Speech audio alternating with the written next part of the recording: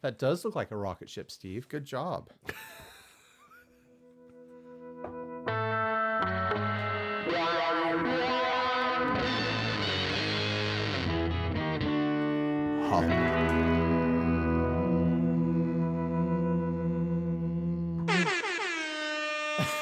Hey everyone, I'm Ryan. And I'm Steven. This is 60 Cycle Hum, the guitar buying, selling, trading, modding, fixing, breaking, reviewing, playing podcast. Did that throw you off your game? No, I saw you leaning in. I just left you. I let I passed it. You could have Pass still over. like harmonized with me. You want to try again? No. Podcast. No, you're not feeling it. I did. I went podcast. You really? I went small when you went you went big. You want me to go big with you? Yeah. Okay. Podcast.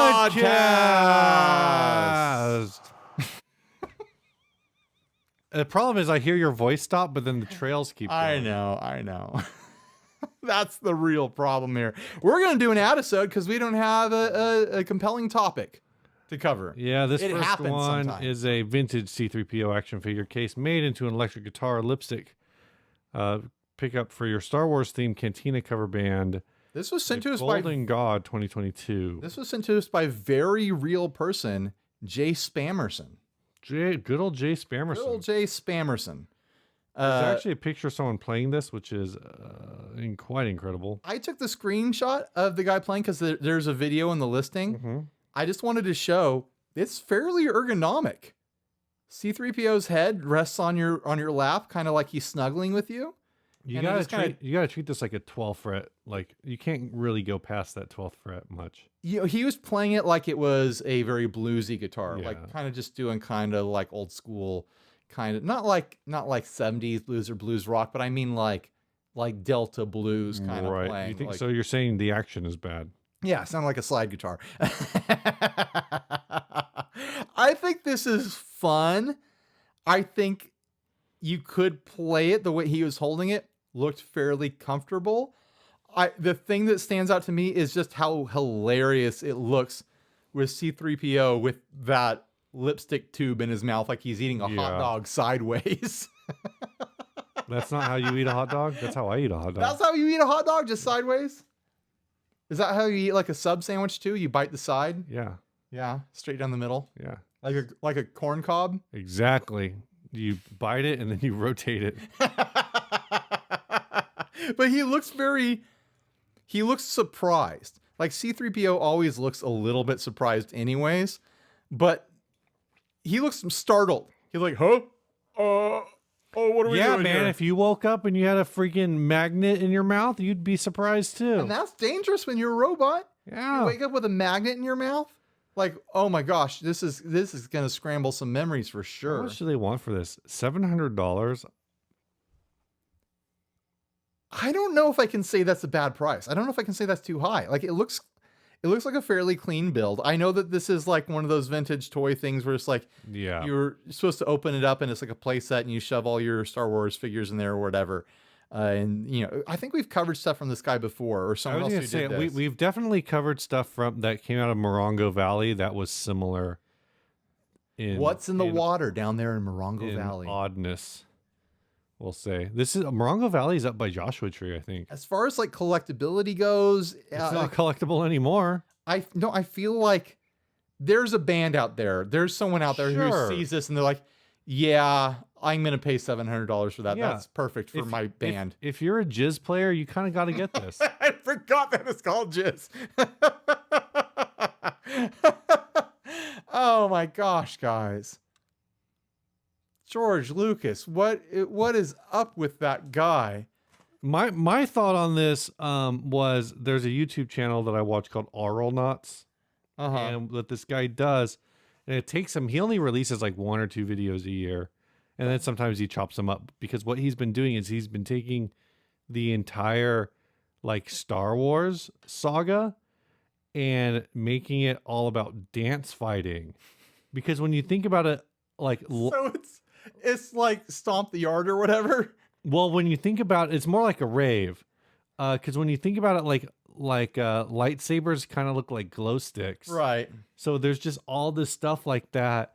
And but the 3PO, and he changes the name for everything. And 3PO is Creepio, and he's always like doing stuff that's like where he's trying to take over the galaxy. And it's just bizarre. It's probably one of my favorite like parody. It's not parody. He takes the actual clips. Sure. But it's one of my remix. Yeah, it's really dumb. So okay, so perfect example. And actually, send me a link later. Yeah, I'll send you a link. You know how in I think it's episode 2, Obi-Wan is tracking Boba Fett when they leave, or Jango Fett when they leave Camino, and Jango Fett's just dropping these like they're these like bombs in the asteroid field, and all of the Star Wars got really big back then with like the Inception sound.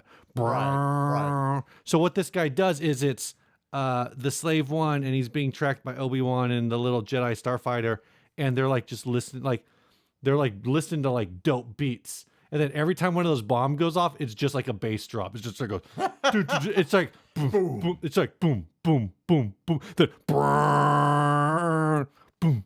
It's okay, and it's like hours. Like he does like an hour-long thing that's like compressing and literally turning the entire movie into another movie that's about dance fighting. You know what's weird? There's a weird vibe coming from the C3PO guitar, and I think I figured out what it is. It's kind of got GIMP vibes. He looks like he's tied up. His posture and the way his arms are at his side, and he's got a thing in his mouth. He's either tied up and gagged as a sex thing, or 3PO has been kidnapped. I mean, I think, like, 3PO, I know you don't have eyelids, but, like, blink twice if you're in trouble. What's going on here? Flash your highlights twice if you're in trouble. Like, rattle around a little bit if you want us to untie you. Like, I know that's the full extent of your motion is that you can like kind of do that, but like really like move around a bit if you need help. Now, like, I like how this ad suggests your Star Wars themed Cantina cover band should be called The Golden God. No, you play this in your band, and then everyone else in the band is dressed up as an Ewok. Maybe you're dressed up as an Ewok too. I don't know. And it's only, this is the Golden God. Right. I mean, it would be a good jizz guitar. That's what George Lucas decided the music in Star Wars in the Cantina scene would be called. Oh, this genre is called jizz. Yeah. What the hell, George? What is wrong with you, George? Run your ideas past 13-year-old boys first, George, to find out if the words and the concepts you're coming up with could mean other things. Because it's possible that they could. I don't know. But I think at $700, there's enough novelty there. The guy demonstrated that it's playable. I don't know. I can't tell you that this isn't priced fairly. I mean, you could. You just don't want to. I don't want to go to the trouble. Star Wars, like big Star Wars fans in the audience. I know you're out there. You know I'm more of a Trek boy. I do appreciate some wars every now and then, but I prefer a Trek. You tell me, is this worth $700? Well, let's think about this, Steve. Mm-hmm. If this was a Star Trek bust turned into a guitar, which Star Trek character as a bust would be worth $700? Data? Yes. I would pay $700 for a Data guitar. I mean, I kind of feel like you got to go captains. It's either got to be, well, I guess I would say either, I would have gone Spock, Kirk, and Picard. You got, I think, one of those three. Geordi, and the pickup is his eyes. Oh my gosh. But I don't know if that's worth $700. Guinan, and the body of the guitar is her hat. Good. So she's upside down. Is what you're saying. Yeah, basically. Or like her head is just poking out of the bottom of it, so most of the body is the hat. I mean, it's easy to turn Star Trek ships into guitars. Yeah. It's easy to turn all ships, you know. All ships can be guitars. There's some Star Wars ships that make good guitars because they're basically triangles. Yeah. They're just triangles, guys. Just turn it into a guitar. Some of them are circles, some of them are triangles. No big deal. I don't know. Do we have anything else to say about this particular 3PO guitar? Where was it again? 3PO. Morongo Valley. Where could he be? Morongo Valley, California. That was just me setting up that joke. Where could he be? Where could he be? What's that? I don't. That's from A New Hope. Where could he be? Where could he be? That's Luke Skywalker, like whining in a super annoying voice, wondering where 3PO is. That was your Luke Skywalker. That's what he sounds like. All right. Where could he be? Where could he be? Housekeeping time. I still love that. All right. If you want to support the show, head on over to patreon.com/60cycle Humcast, where for as little as $1 a month, you can support this shenanigan, I guess. Can you believe it costs money to make this sort of stuff? To make this thing that you're watching right now, it takes money to make it all happen. We have to pay for hosting for various things. We have to, buy cameras. We have to upgrade our equipment every once in a while. Yeah, right now, the camera that we're being recorded with is mounted to a 4x4. It's not mounted to like a 4x4 in the sense that there's a vertical 4x4. It's that Ryan didn't want to buy a proper camera mount, so he took an old camera mount and he mounted a 4x4 to it to generate the 4 inches of space that he needed to raise the camera. The 4x4 exists as a 90-degree adapter in between a camera mount and a monitor mount that I use as an arm to connect the camera to a C stand. The point is, someday we'll replace it with a proper mount, and that will be thanks to You don't think that's a proper mount? You folks over at Patreon. Let's hit this next ad. You don't think that's a good-looking mount? It's a chunk of fence post, Steve. That's a good camera rig right there. This next ad was sent by Greg. I forget which one. Oh yeah. This is the Echo. This is a Echo Rock 6. It is made by NASA. Echo Custom NASA Special 1969 Moonshot Tribute. It's $600 in Deplane. I don't know where that is. I think it's Deplane is near Fantasy Island. Echo Rocket 6 NASA Moon Landing Tribute 1969. All vinyl decals will come off. No, Steve. Deplanes is near Fantasy Island. Like, you have to be. I'm willing to bet about 57% of our audience got that joke, and that happens to be the age they are right now. Dude, 57%. A joke, one of my jokes hitting on 57% of our listeners. Pretty good. Feels pretty damn good. Pretty good. It's pretty good. Pretty good. I like this trim, dude. The Plains is near Fantasy Island. It happens to be near the 294 interstate, so wherever that is. So this is a reissue of a guitar that actually did exist in the 60s. I've seen them around throughout the years, and there's been various brands that bring back this shape. Echo, I think, technically owns this shape, but I think Eastwood has covered this shape a couple times and a few other brands. I like this cosmetic thing they did with it. I like the checkers. I like the stripes. I like the NASA. It's fun. So was this originally just a white guitar? I think it was black. Or a black guitar, and was not NASA themed? No. So when they say Echo Custom NASA Special, this isn't Echo didn't customize this. Somebody got this. I highly doubt it. Echo is I don't know the actual story, but the vibes I get from Echo as it exists now, and as the era that this guitar was manufactured, is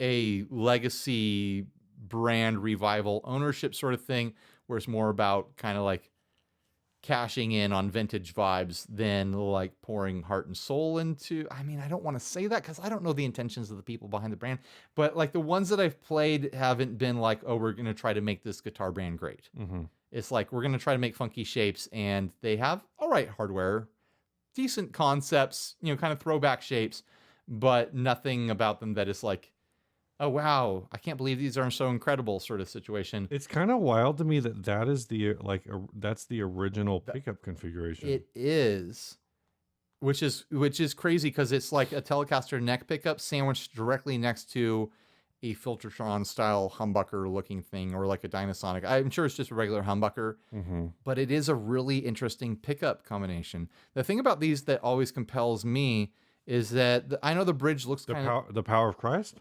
the power of Christ is always compelling me. The bridge looks fairly Bigsby-ish in design, but in reality, it's actually a very close reproduction of the tremolos that they used on Voxes back in the day. Oh, interesting. You can see like the spacing between that bar that connects to the spring is quite a bit different than you would expect on a Bigsby. Like it's not like that spring would be back here where the Echo logo is on a Bigsby. It would be much further back. And so it does lend to a feel that is much more similar to those old Vox and like Italian guitars and whatnot. But I hate the bars on them. I hate that like Really kind of flamboyant. Like I hate the curvy nature of the hardware. I wish it was more straight, you know, and it would look better, I think, with a more straight thing on this style body because it just looks it looks floral. You like your bodies to look straight. I get it. Shut up. No, the curvature of the details of the vibrato look floral to me, which would look good on another guitar, I think. Maybe something with a really scrolly F-hole or something, but I don't know. I think it works here. I think there's it's kind of got a like a future space thing going on. I don't know if I think it kind of like it's spacey in like a Jules Verne spacey way, where the body of this guitar is spacey in an Atomic era spacey way. So the two looks don't really connect. Guess. I don't think they connect. Like I get like it looks like, you know, that very kind of like early 20th century idea of space travel where you go to Venus and there's people in robes and grand palaces and stuff like that. It's the C.S. Lewis. Right. Space travel. This is a very nerdy episode of this podcast so far. I what do you think about like John Carter? That's like John Carter of Mars. Right. Science fiction. And then the body is, you know, I like mean Star Wars. Prototype Star Wars. I didn't think John Carter of Mars was the worst movie. No, I didn't either. It wasn't the best movie. I don't think anyone wanted to watch it. No one was asking for that. Yeah. But I enjoyed watching it. I think I've watched it twice. What do you think about the so-called custom appointments of this guitar? The added stickers, little decals, and I think it looks great. I like the checker chessboard that runs the length of it, but the two random chessboard circles, they gotta go. I don't like the circles. Okay. I'll get into it. Where's like a full body? They're all kind of cropped shots, aren't they? Ryan's getting kind of TO'd. I'm a little TO'd at the cropped shot nature of these photographs. He wants to see a full body shot. I like the symmetrical checkerboard. Yeah. Where they're squares. That's the one I like. I don't like the ones where they're stretched out. I'm okay with the stretched out. I didn't pick up on it actually that it was stretched out. I wish that, oh my gosh, look, that circle would fit in that empty spot of the trim so perfectly. Why didn't they put it there? Maybe that's why I don't like it, because it needs to be more embedded. It needs to be there's space for two of them. I like the circle. I think it lends to a like NASA blueprint, like crash it just test makes me dummy. No, that's why I don't like it. Is it just makes me think of crash test dummies. They should have put the round NASA sticker in that empty space there in the vibrato. But I think just the one checkerboard stripe and then the pinstripes should have been left, but the stretched out checkerboards are a little bit much, I think. I kind of want to know what this sounds like with the two pickups side by side like that. I'm very curious. Probably just sounds like a guitar. It sounds like a bridge pickup and a middle pickup is what Have you it ever sounds felt like all guitars kind of sound the same? They all kind of do. They just look different. Why are we doing that? Who cares about guitars anymore? Let's quit. Speaking of all guitars, guys, we've all just been pretending all guitars are exactly the same. So just like show's over, you know, like it's like we're all going to stop watching guitar content now. We're going to stop buying guitars and whatnot. It's over. The reason we're here, Ryan, is That's right. To make all that good podcast money. Any last thoughts on this? How much did they He want? laughed sadly. $600? Is that what they wanted? I thought it was 600. I don't even remember seeing the ad. $600. Sure. I don't know what these are worth. I don't know what the Echoes are worth, in stock condition, but sure. Go buy it. Who cares? This episode is brought to you by Big Ear Pedals. We're doing a great job. Oh, super good job. They make the pizza pedal, the pizza fuzz. It's a triangle. It's called the Steve. Slice of pie. It's called the slice of pie, Steve. You have to do it with a really terrible American Italian accent. I don't. It's called the slice of pie, Steve. It's called the slice of pie, Steve. Look, it's a really good sounding fuzz. That's all you need to know. Some people bought these and they try to list them on Reverb like right away for way more money. Like $1,000. Oh, so bad. You know what we call those people? Scalpers? Silly gooses. Opportunists. Don't be a silly goose. They're a production pedal. They're not going out of production. There's going to be more. Go get one. Go get one. And if you don't want a really good sounding fuzz that looks like a photorealistic slice of pizza. I thought it was a photo. It is a photo. Oh, I thought it was a painting. Turns out it was a photo. Right. I don't know which is worse. The fact that I can't even keep it straight. It's a photograph printed on a pizza-shaped pedal. If you don't look at this photograph. All right, they have other pedals. The woodcutter, it's named after Paul Bunyan. And the Albie. It's named after Prince Albert. Steve is just making stuff up now. And I'm here for it. All right, on to the next ad. What's new, Ryan? You got anything new? What is new indeed? We are wearing these shirts again 2 weeks in a row. They smell like, we took them off and put them back on. Yeah. We record 2 episodes at a time, so it's like we didn't change shirts. If you want to send us shirts to wear or anything else, you want to send us a cool pedal, you want to send us stickers for the Cyclone guitar, you want to send us a handwritten letter with a fancy little drawing you did of us in there, draw us like one of your French girls. Oh, God, don't. And send it to us. And we will open it here on the show. You know what? The address is up here. Knock yourself out. We will open whatever's sent to us. You know what question I should be asking you for what's new, Ryan? What? How did you like NAMM? Oh, is this after NAMM? This is after NAMM. Jeez. It's coming up quick, isn't it? So this is after NAMM, and I think so we'll be recording again right after NAMM, or maybe we'll record during NAMM. We'll see. We'll see if I even make it to NAMM. I'm trying to make it up for at least like one night day combo. But we'll see. We'll see. Do you have any predictions? Even though this will come out afterwards, do you have any predictions for NAMM? I predict I'm going to take it easy and have a good time hanging out. That was not the kind of prediction I wanted, but it's probably the best kind of prediction. I have a prediction that it's going to be small, but not as small as I'm personally anticipating. That's fair. That's fair. You know, Yeah. I've seen the map is out, right? You can go to Right. NAMM.org and look at the map. And despite like how much smaller it is, there's no basement. A lot of the folks that Didn't we already talk about this like 2 weeks ago? Yeah, probably.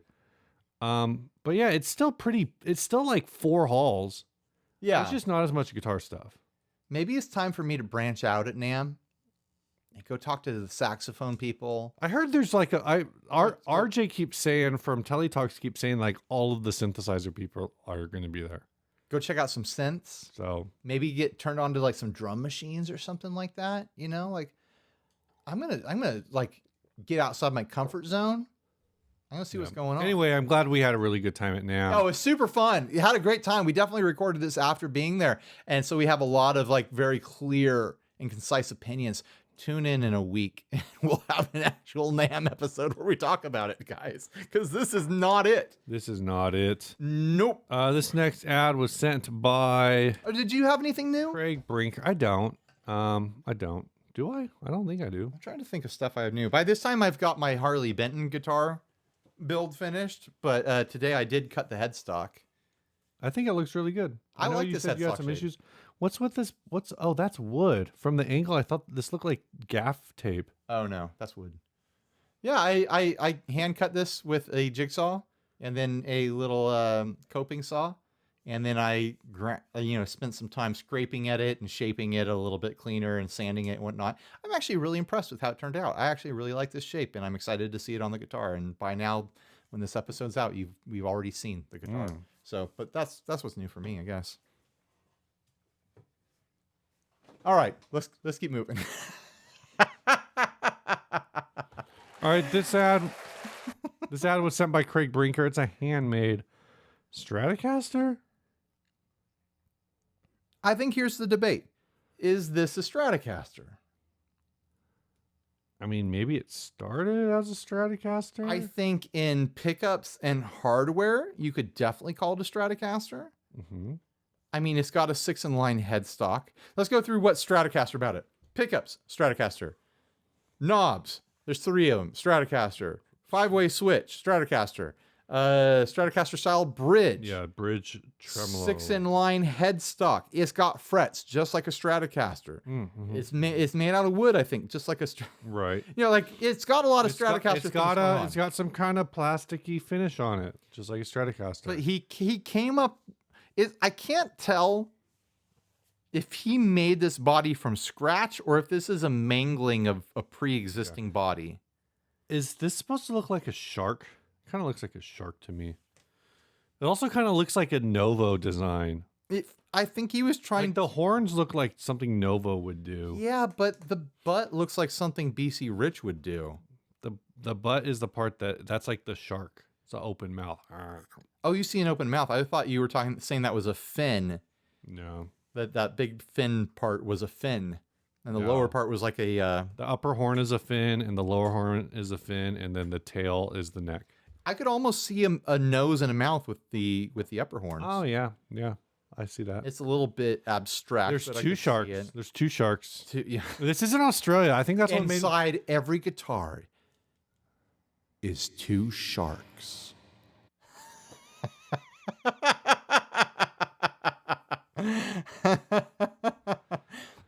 One shark is a hunter, and the other shark is a grandma shark. Doot, doot, doot, doot, doot, doot.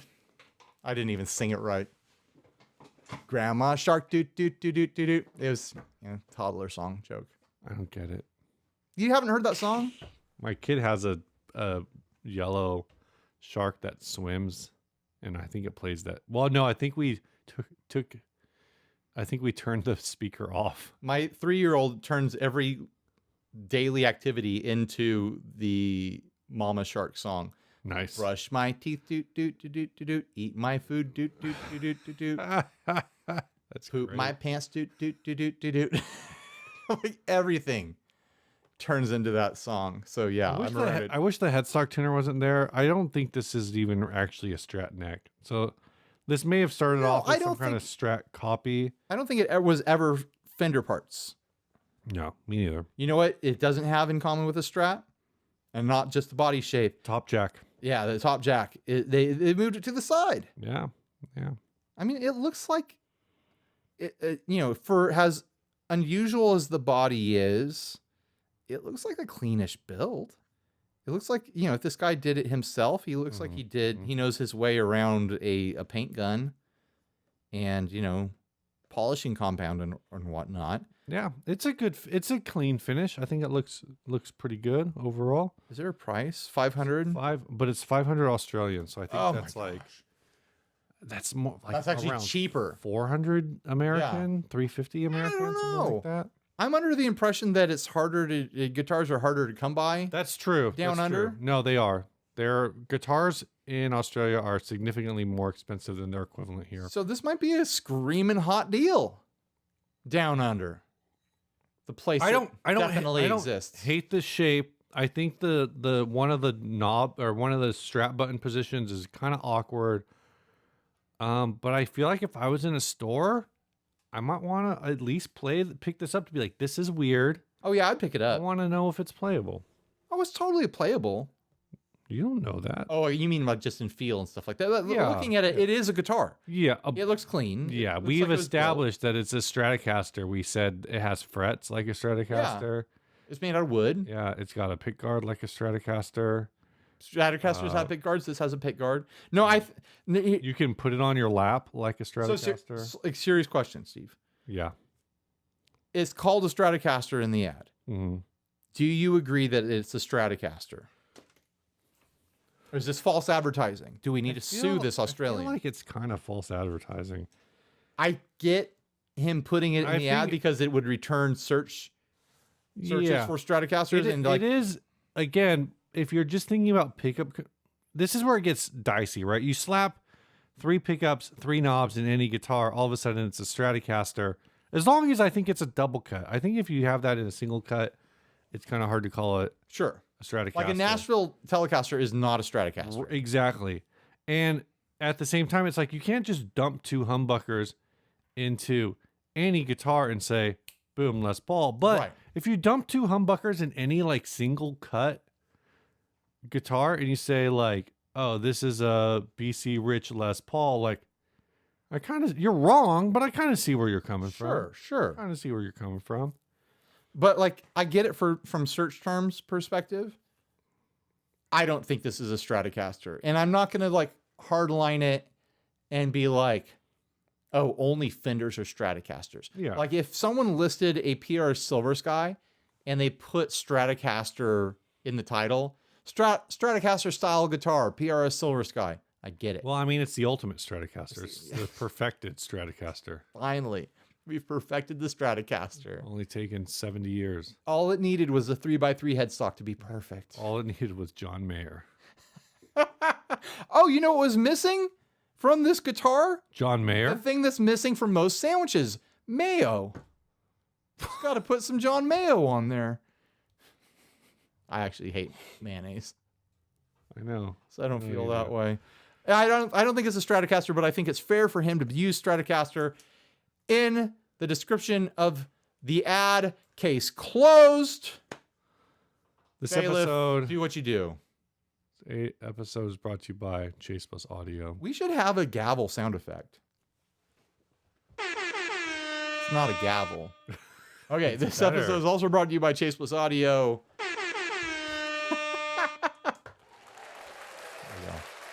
Chase Bliss Audio. We really got to do that vocal board idea. And then we can use the effects on the vocals. I know, it's really good. We need to do it. Oh, dude, this is perfect. Look, it goes with my shirt. Like, look. Bruce Lee loves the habit. So will you. Look at him there adjusting. Look, he's adjusting the little dip switches. He knows what's up.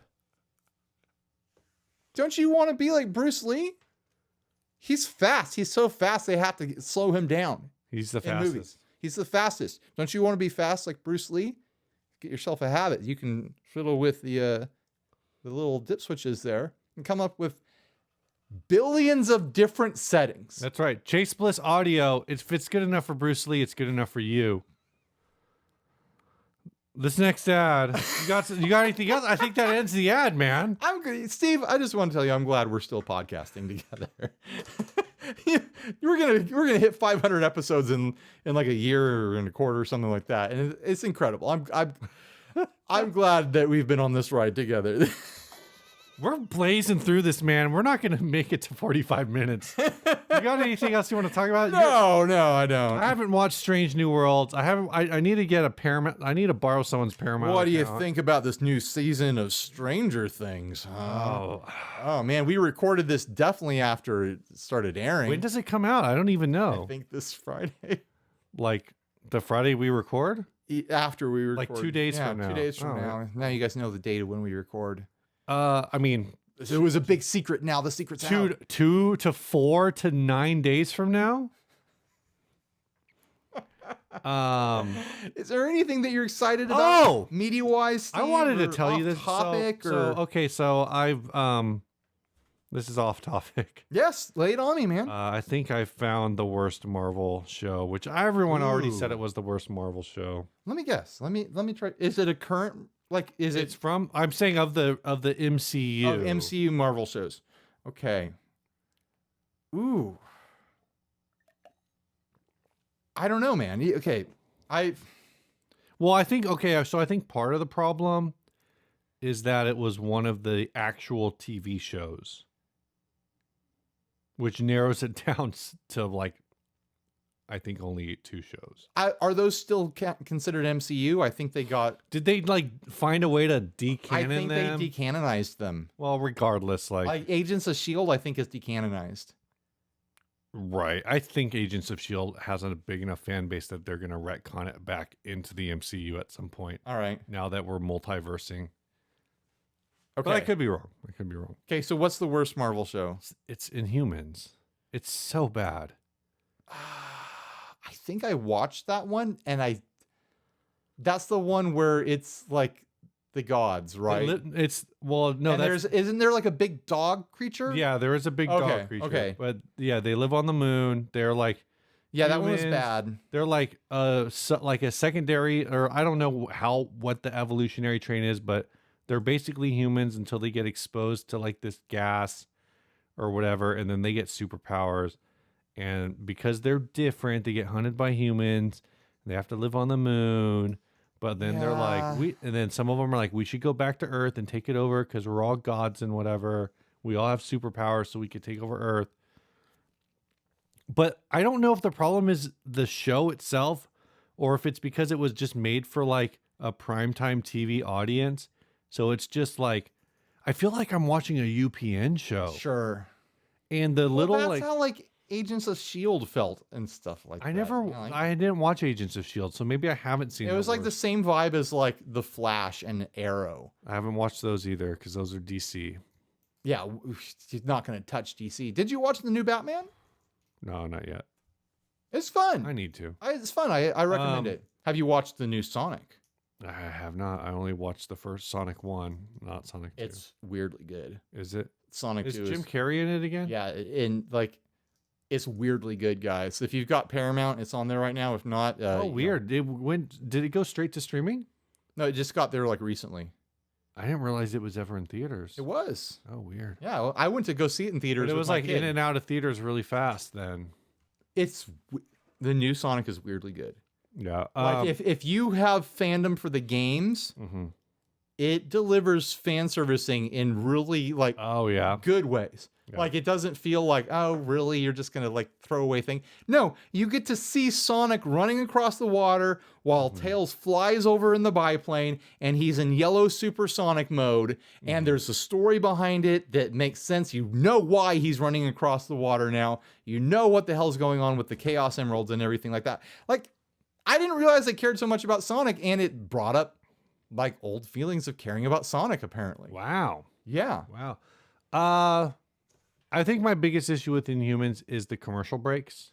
Oh yeah. I mean, it's always for like boat insurance and stuff like that. Like who cares? I mean, there's not actually commercials. It's just like the way it's paced is like paced right to it's fit like, in these commercials. So it's just like, how is Law Tiger still in business? Oh my gosh. You know what I mean. You guys know what I mean. Right. You guys know what I mean. No, it breaks it up in a weird way. Yeah. It's just, but the thing is, I've watched like old shows. Like when I watch TNG, I don't feel like it's broken up into commercial breaks weird. Sure. This is like, there's something extra. One of my favorite things about old shows that were built around commercial breaks is when the cut that's like the cliffhanger to try to keep you coming back after the commercial break, keep you from changing the channel, is really big and dramatic, like this like, oh my gosh moment. And then when it comes back from commercial break, they reintroduce it with a completely different style shot and like saying the line again, but in a completely different way. Like I love that moment in like old school TV where it's like, oh my gosh. And then when you come back. So anyways,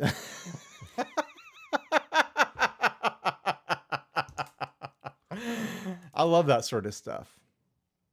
I wish they would start working that into like some sort of nostalgic property that gets played on Netflix or Amazon Prime or something like that. That's what we need. We need more nostalgia. I know. Oh, I had this other thought. No new content. Only content that references old content. So Emily Harris from the Get Offset podcast. I know who she is. YouTube channel. Yeah, I know. I'm telling them. Oh. So we have in the last couple months send her that clip and gotten like, this is not funny. Who gotten cares? like more into Twitter. And so she commented on something the other day about someone said, like, do people still watch SNL? Like, what the hell? And do people still watch and care about SNL? And my thought was, I do watch SNL. Do I care about SNL? I don't know. But a lot of times I watch SNL on YouTube, and recently they did a sketch that was Pete Davidson doing a rap called Forgot About Lorne. So it's a Eminem parody. Instead of Forgot About Dre, it's Forgot About Lorne. And it did get me thinking, like, every person who gets introduced to SNL, who watches it, at least for a little while, whether you watch it on like Comedy Central or whether you're watching the new stuff or whatever, you have your favorite cast. Sure. Was it the Dan Aykroyd, Eddie Murphy cast from like the 70s, the Belushi cast, Like my cast is Will Ferrell, Chris Kattan, and then it abruptly stops with Jimmy Fallon. Yeah, and there are a lot of people who are like, oh, it's the Farley cast and what the Farley Sandler. No, I'd say these different eras, right? And you have my range of SNL is Farley and then ends at Fallon. Like Fallon comes in and I'm like, oh, yeah. kind of out of here. That's about like a 10-year stretch, right? Something like that. And so I started thinking about this, and there's definitely gaps in there where you think like, wow, like there is nobody. Like, I don't know who was on SNL from like no, I'm completely checked 1986 to 1993. Like that was like the Dennis Miller, maybe like Norm Macdonald. Like Norm Macdonald was in there, but it was like Dennis Miller. Yeah. There's a lot of people who like I just don't really know who they are. Like if I watch it, I go, oh, that guy was on here during this stretch. And I thought about how for all of the people saying like, oh, SNL sucks now, or it sucked then, or like whatever, this and that. I think we've had this conversation a little bit before that SNL is kind of always just there. But then the thing I thought about was for a TV show, one to run this long, like Mad TV didn't last this long. Mad TV barely lasted at all. There's not really anything else. And then you had shows kind of predating it, like the Carol Burnett show or like Laugh-In, where in the case of the Carol Burnett show, it was really Carol Burnett and like she's the focus and other people. Right. You had Laugh-In. I don't know that Laugh-In lasted particularly long. You think about the number of like A-listers or like B plus listers that came through SNL. It's kind of insane. Sure. No, it's a talent farm for other things. Like it's kind of wild. And so I was kind of thinking about like the number of comedians that we wouldn't have. Like, does Eddie Murphy? Well, Eddie Murphy probably had a pretty good stand-up career too. But here's my backhanded compliment. Here's your backhanded compliment to SNL.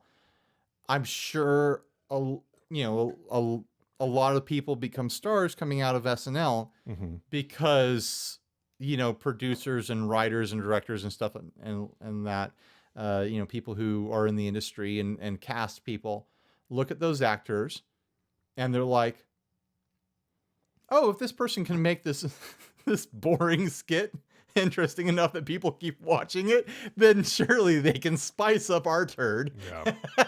Maybe that's the thing. And they I don't know. That like my Zoomer sister asked me a while back. She's in her low 20s. She started watching like old SNL episodes on the internet or whatever, and she asked me, Ryan, my brother, was SNL ever funny?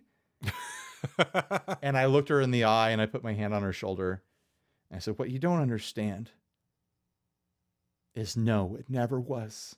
But that's all we had. We didn't have much else to watch, so that's what we watched. And I don't understand why it's still on the air. You know why? You know what SNL is? SNL is TikTok, except if you could only watch it one day a week for an hour and a half. And you have to stay up late. But it's fine because it's Saturday night, guys. You can stay up late. Stay up late unless you have to go to church the next day. But yeah, it's never been funny. Like, think of the funniest sketch from like the first season or whatever. Land shark. Ugh. What is that? It's absurd funny, which is fine.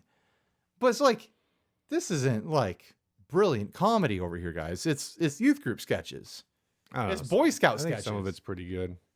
I mean, it's had its moments. It has had its moments, but a lot of it, there's a lot of filler. Oh, there's a lot of filler. There's always been a lot of filler. Like what I told my sister was that you maybe get like 2 or 3 iconic moments out of a season. Oh, I think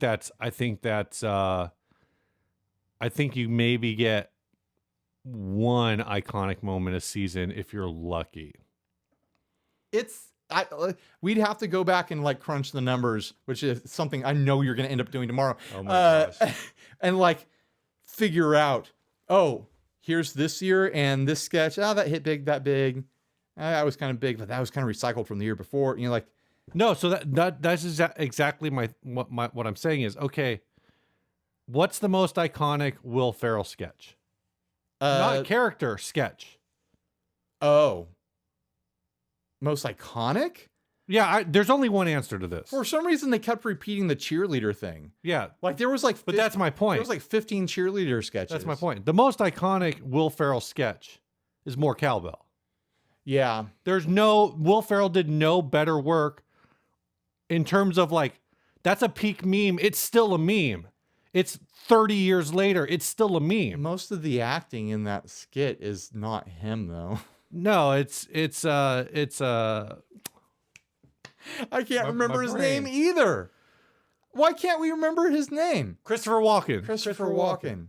But he's got to hit that cowbell. And that was kind of like Will Ferrell's function on SNL for many years. Is Physical humor. Just to be the big awkward guy. Right. The character-wise, I would say, yeah, the cheerleaders are probably his most iconic character. I haven't watched in a long time. Does SNL still repeat sketches? Like, hey, we came up with this character. Let's just keep doing that sketch over and over again. Yeah. They still do that? They do. With certain... And I don't mean like, oh, here's this person who comes into the news bit every time. I mean like Van Down by the River sketch. Cheerleader sketch. You know, like they like there were, you know, like there's Adam Sandler being, the opera guy, but opera on guy, the news. Yeah. No, I know exactly what you mean. But yeah. I mean, like Drunk Uncle was only a news character. Yeah, no. Right. I think with the digital shorts they do a little, or like that kind of, or like the pre-recorded stuff, because I would say, but in terms of the live sketches, I don't know. And like Church Lady. Yeah, in terms of and like Goat Boy and in terms of the live sketches, I can't think of anything on the current one. But there might be. Because the thing is the ones I was actually they really are prototype TikTok, aren't they? What I told Melissa the other day was what we haven't seen in a while is a Chad sketch. Do you know about the Chad? No. Sketch? It's a Pete Davidson sketch, and it usually involves like where he's just like some dumbass, which it fits, right? And the whole deal is like he's in some situation. It's what the Pete Davidson Chad sketch is reverse Mango. Oh, okay. Where in the Mango sketch, you take some celebrity and he's like, and that celebrity, like the one I remember is Garth Brooks, who's like fawning over Mango, and Mango's like, no. Right. The whole Chad sketch is it's Pete Davidson as this like dumbass, like 20-something guy. He's like a pool boy or whatever. And like Jennifer Lopez is throwing herself at him and she's like, Chad, I love you. And he's just like, sick. Like his responses to everything are just like, okay, are just pothead like, yeah. All right, cool. So it's like he came up with a character where he doesn't have to do anything. He came up with a character where he just had to be Pete Davidson. Right. Correct me if I'm wrong, but in the conversation I was having with my sister, I said that Pete Davidson is basically new Jimmy Fallon. And I don't mean a one-for-one comparison, same characters, same personality, same anything, but I think the social weight of him, the people that, like I see people complain about him, I see people be like, there's Pete, like, I think it has this, like, I could see him ending up with a late night show sort of thing. No, I don't think he's... But it's also like, kind of like has the energy of like, oh, this is the new guy on set, and he's the younger guy. He's got this like, rebellious attitude. He doesn't care. He'll laugh at his own jokes. Like he's, like that sort of thing. He's got a look that's a little bit different. Oh, this guy's wild. Maybe. You see what I'm getting at? Like it's a generational divide cast member where maybe people who've been watching for the previous 10 years, this guy comes in and they're like, oh, I'm not so sure about this anymore. The thing is Fallon. But then like the new watchers are like, this is my guy. I feel like, you know what, you might be onto something from the perspective that like Fallon's from Boston, right? I don't know. It doesn't matter. That part doesn't matter. No, it does. I'm working this out in my head. All right. Tell me why Boston matters in this equation. Because I think Pete Davidson might just be like... I'm not saying Boston doesn't matter. Boston matters greatly to the entire nation. Oh, no, he is from New York. Damn, why did I think he was from Boston? Probably because of that movie he did with Drew Barrymore. I don't know. Where he wears a freaking Red Sox hat. So is he really from New York? You're saying that like I should know what that is. No, I'm just telling you that it's important. This is important. This guitar podcast has not been about guitar for a while in this episode. I'm just saying, like, if you're from New York and you're wearing a Boston hat, like, what are you doing? I don't know. Anyway, I don't even know. I think that's fine. Wear whatever hat you want. I think potentially Pete Davidson could be new Jimmy Fallon, but he's like street Jimmy Fallon. Oh, sure. No, Jimmy Fallon is like, Jimmy Fallon is like the obnoxious, clean-cut American boy. Listen, like Pete Davidson is like the clean-cut American boy's like second cousin that lives across the river that you don't talk to except at family reunions. Nothing is ever a one-for-one comparison. No, I know.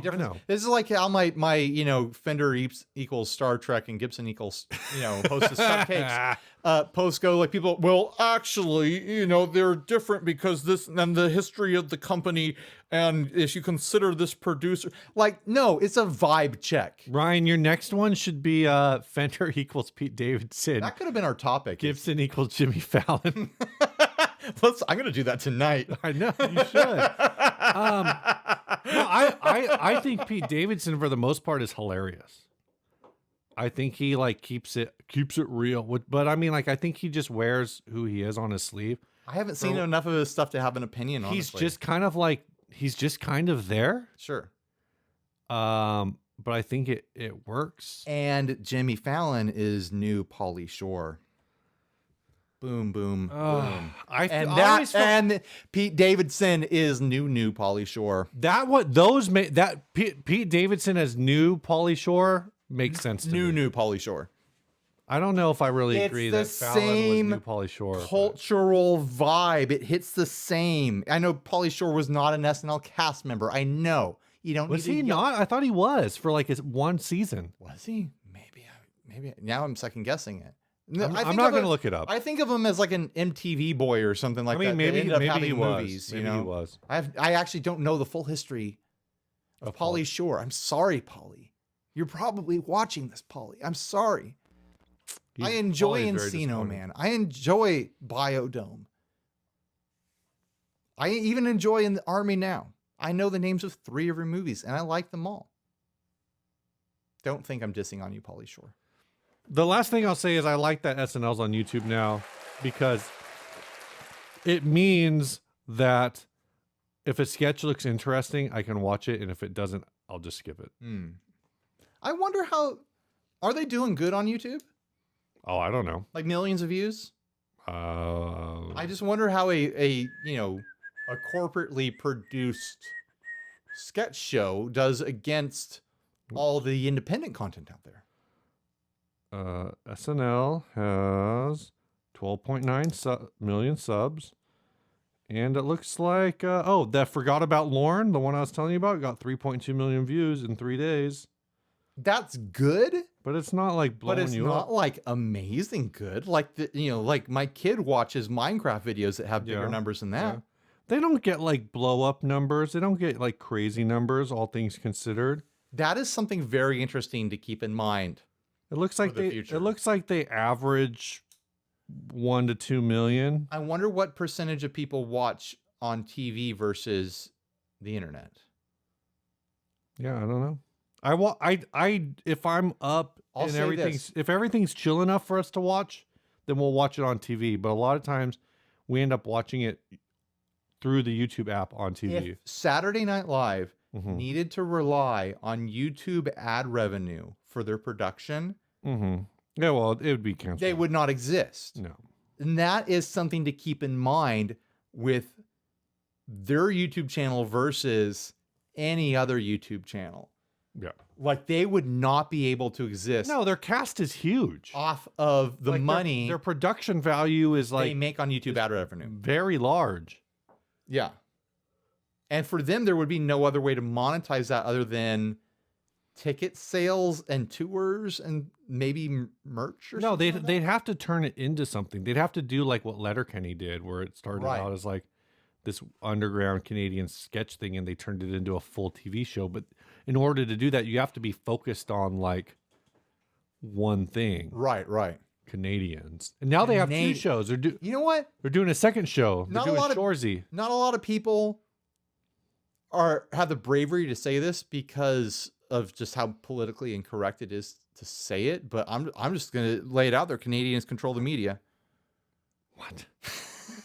I mean, I think Lorne Michaels is Canadian, so there we go. Have you seen that there's a new season of Kids in the Hall? I watched like the first 3 episodes. There's a surprising to me amount of nudity in it. There's a lot of nudity in it. I finished it. I watched the whole thing, Uh-huh. and I was like, "Oh yeah, this is fine." I enjoy. I wish Chicken Lady was in here, so I could have closure on that storyline, on that epic tale. But I actually felt like it was really good. Mm-hmm. And then I thought about it for a while. I was like, "Oh, haven't they done things recently?" And then I realized they did Brain Candy, which sucked, or was not. But Really they what talk any- about that in like Yeah, the I know, I very know. first episode. But it's not something anyone really wanted to watch. Mm-hmm. And then I think they've done 2 other things in between that and this, and both of them were weird, like trying to be movie, trying to be like disconnected storyline sorts of things. This is their first return to We Are Kids in the Hall doing Kids in the Right. Hall sketches. They're not Right. doing a movie. They're not doing a like some sort of concept piece that has like characters throughout episodes or whatever. Like it is their absurdist sketch comedy. And I have to say, like, I found the entire thing to be really charming and relaxing and comforting, like a warm, nostalgic blanket. Oh. So, Kids in the Hall, I know you're watching. You're probably watching with Pauly Shore right now. Make another season. Amazon. Bezos, baby. I know you're watching as well. What else do you have to do? Fly around in space? You can only do that so long. Then you're going to watch, guitar YouTube videos. Green light, more Kids in the Hall, please. Thank you. I want to see more of my friends Kevin and Bruce. I'm just saying. And Dave. Of course I want to see more Dave. All right. Should we do a guitar ad? Yeah, this was sent by Michael Lovett. Ba-da-ba-ba-ba. Michael Lovin' he's it. Michael Lovett. All right. Tompkins Tele made in Australia. Keith Urban. This Tele was built in Australia from Australian exotic woods. It sounds incredible. Keith Urban and some other stars play these amazing guitars. I want to see Keith Urban playing a guitar this shape. They retail for upwards of $3,500, and shipping is expensive. I know he plays Telecasters. Oh, is this a Telecaster, Steve? It says Tompkins Tele, made in Australia. What do you think? This is like Tele meets Longhorn. I got some real mixed feelings about this. Do you think I like it or dislike it? I think you. I want you to put money on this. All right. I don't have my wallet on me, but you could win or lose money right Here's now. $1. Okay. I think that. We're talking about the shape, not the entire guitar. Right. Do I like or dislike I think the you shape? dislike the shape. You think I dislike it? Yeah, I think you want the horns to be symmetrical. This is a really bad way to gamble because I could just change my mind. You and take that could. dollar. That's why I didn't put more than $1. I'm not actually going to take your dollar, but I kind of like it. He's a new homeowner. He needs that dollar Oh my for god. paint and, All right. whatever. What's your opinion? I kind of like, it's funky. It looks bad, but in a fun way. I was like, I know this is your vibe, but I thought the lack of horn symmetry would have killed it. It's not so much the horn symmetry, it's the fact that the horns swoop funny into a Telecaster style butt end. Like you can Right. see the long horn across the room over here. Yeah. It's got almost a sitar shape to this, and this is trying to transition into a Strat or a Tele or something like that. Yeah. And it just, the lines become too long and straight on the sides instead of continuing a curve in that tulip. So that's the part that bothers me. But if I walked into a shop and I saw this, I'd be like, if that plays good, that's going to be my Tele forever. Because it's so funky and weird in a charming way. Like it kind of has throwback like Tysco vibes. It's got throwback like Gaiatone vibes to it, where it's like it's just so funky and it's just such a reinvention of what a guitar shape could be, where like you kind of get the sense that at a certain point in history, like there wasn't really a clear idea of what an electric guitar was. So let's just make, wild shapes and see what sticks, sort of thing. And the fact that it can also be like a traditionally played Telecaster is fun too. Well, here's the problem. I found a picture of Keith Urban playing a Tompkins guitar, but See, I just searched for Keith Urban guitar, Yeah, and it just showed up with a bunch of acoustics and Telecasters. but it was like a traditional Telecaster. It was like a traditional. Sure. I mean, the information in the ad linking this to Keith Urban it feels silly in a way because it's like, no, he wouldn't play this. But what's actually being conveyed is that this wild, crazy thing is built to a quality spec Yeah. that's decent enough for Keith Urban. So it does, like, don't worry about the looks. If you're down with the looks, I see it. Yeah, it looks like a Telecaster. If you're down with the looks but worried about the quality of the playability, don't be. That part is fine. It's good enough for Keith. Yeah. Keith Urban. When is he gonna move out of the city, become Keith Suburban? That was terrible. The real issue is when I first went to search for it, I almost searched for Carl Urban. Carl Urban guitar. Does he play guitar? I don't know. Let's find out if Carl Urban plays guitar. Does Carl Urban play guitar? I didn't feel like typing. It answered with Keith Urban. Yep. Second thing is, are Keith Urban and Carl Urban related? Are they? They're both Australian. Might. All right. I'll click the thing. Let's We'll find out. Let's answer. They're probably not. It's probably a really common last name or something. I wish it was just a yes or no answer. Keith Urban, American hit music country superstar, has had a long. This is like career. a whole screw it, article about them. I want a yes or a no. It doesn't say anything. It doesn't tell me if they're related. I'm sorry, I wasted your time, guys. Is this a good episode? No. All right, this last ad is called Wireless. It was also sent by Craig Brinker. We don't have to do this one. Well, I already opened it, and I already announced it, so we're doing it. It's red. Why is this wireless? I have no idea. Look at the neck joint on this. Rare. Yeah, it looks kind of. The hell is going on with that? It looks kind of cool. How does that even work? Rare 80s era Matsumoku guitar, steel adjustable pearl inlay neck. Vintage rare. I do not know. Oh, vintage rare Japanese guitar with a wireless transmitter inside. Switch to engage. What is it? It doesn't. I tried to search for this. I couldn't find anything about that wireless transmitter. The hardware on here is fun. The way it's all mixed up. Excuse me. What are you transmitting to? Yeah. What does that even? Does it mean that it has a built-in radio? I don't know. Like, can you listen to AM/FM on this, or does it mean that there's another piece that goes with it for playing wirelessly to a receiver somewhere? So, anyways, I actually think this neck isn't like. It kind of reminds me of. It does look a little high set, but just that like non-transition to the body kind of I'm trying to remember the builder that it reminds me of. I think I know where you're going though. Like, isn't that a thing that B.A. Ferguson. B.A. Ferguson does? Yes. Is that where you were going? Yeah. And their guitars are freaking sick. Boy, so. they are.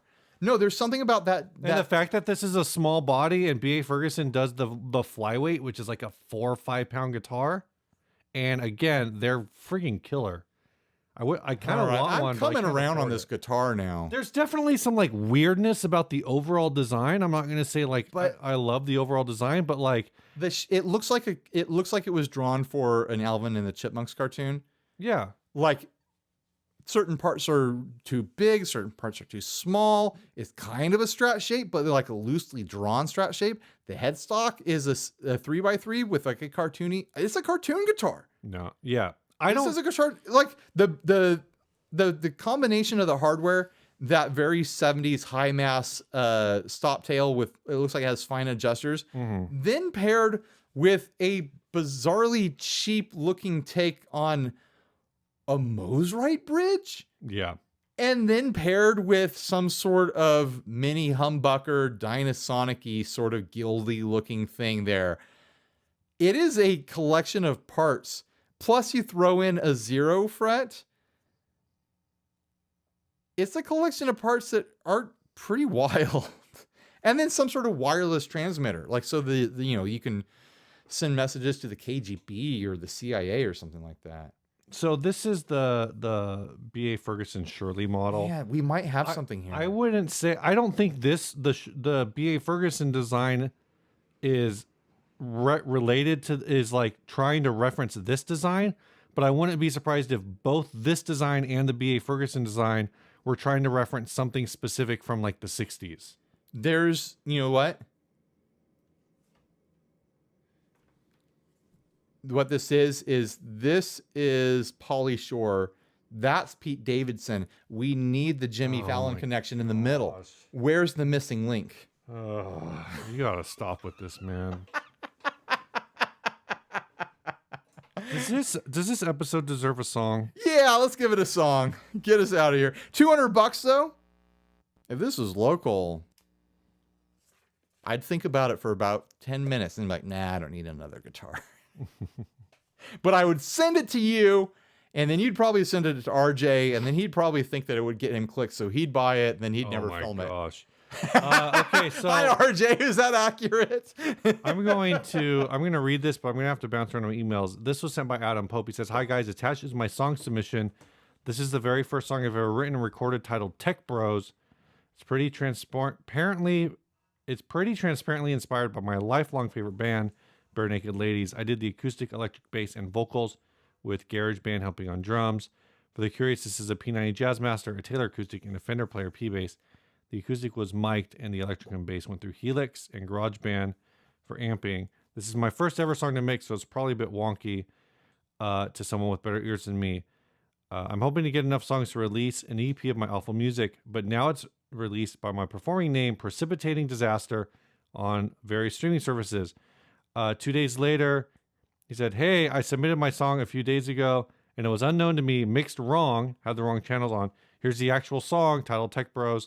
Same story. And then a day after that, he said, don't let people with high functioning anxiety submit songs. I think that's our lesson. I finally fixed the issues. Same story. So he's like remixed this. And then, so this was all back in March. And then on May 14th, he said, if you've not done my song Tech Bros, feel free to replace it with this remix. You can knock me to the back of the line. I'm putting you to the front of the line, baby. Front of the line. Get up there. Recorded on a Jag and Strat and P-Bass with Benson Chimera and Helix plugins and a lot of Valhalla reverb. Still hate my vocals, but getting closer, I think. This is on music services, but not as a remix. So this is on SoundCloud. So this is the remix version of the song from a while ago.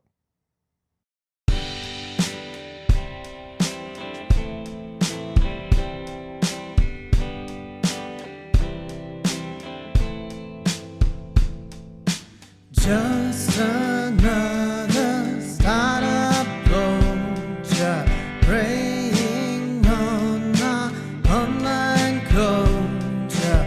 You're outsourcing your misogyny with your toxic fanboy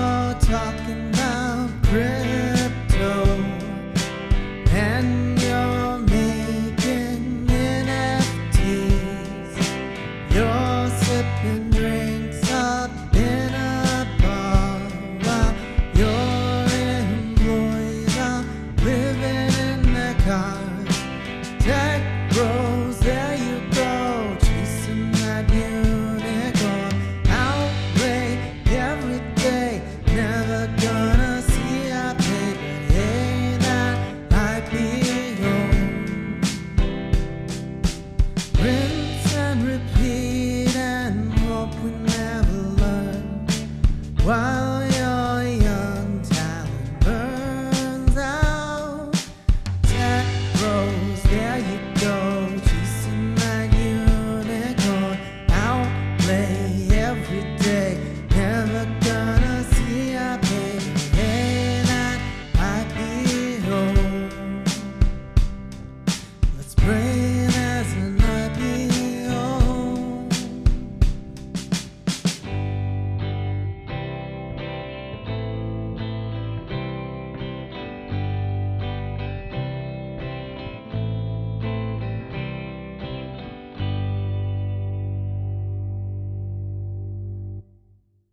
Yes, very strong bare naked ladies thread flowing throughout, but also I was getting a strong hint of REM on the tail end of his like vocal phrasing. Yeah. Like the way that he would like terminate the last few letters in a word. It was like, oh, that sounds like REM. Yeah, I You can hear know? that. Yeah. That's fun. The line about NFTs got me thinking about NFTs, and it's funny to me how NFTs have kind of jumped the shark, like completely. Where it was this novelty, and then it was this weird, like edgy thing, and now Instagram says that they're trying to figure out if they should make an NFT in order to find a way to like pay creators. Because you know the fact It feels that like the bubble's already bursting on NFTs. I think the bubble already burst on NFTs. Are you familiar with the Greens, Hank Green and John Green? They're brothers. They're Yes, the vlog brothers. So, Hank Green's take on it was he's watching the video where the guy from Instagram's like, "We're trying to figure out a way to pay the creators who contribute so much content." Hank Green just goes, "Shut the fuck up. You guys made $24 billion. You don't need an NFT. Just pay people. Pay people. Pay people." Give them access to their cut of the ad revenue. Yeah, that's all I got. That's a good final take. All right, bye everyone. Stay grounded. See ya.